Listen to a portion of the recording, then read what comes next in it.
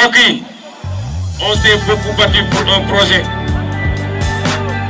Le projet boobu mooy sauver le Sénégal. Le projet boobu mooy sauver le Sénégal.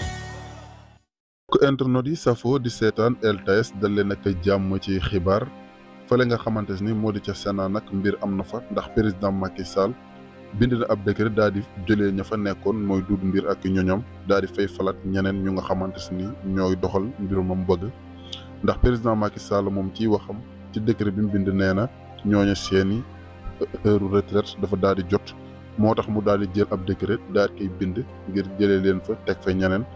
léegi nag mbir moomu ñu bari ñu ngi ci commencé di am ak jaaxle di xalaat lan moo waral lii président Macky Sall def jëlee Doudou Ndir ca Sénat daal fay teg ñeneen daal di wax ne Doudou Ndir ma fa nekkoon ak ay ñoñom seen heure retraite dafa daal di jot moo tax mu jëlee leen foofule. mbokk yi on s'est beaucoup battu pour un projet.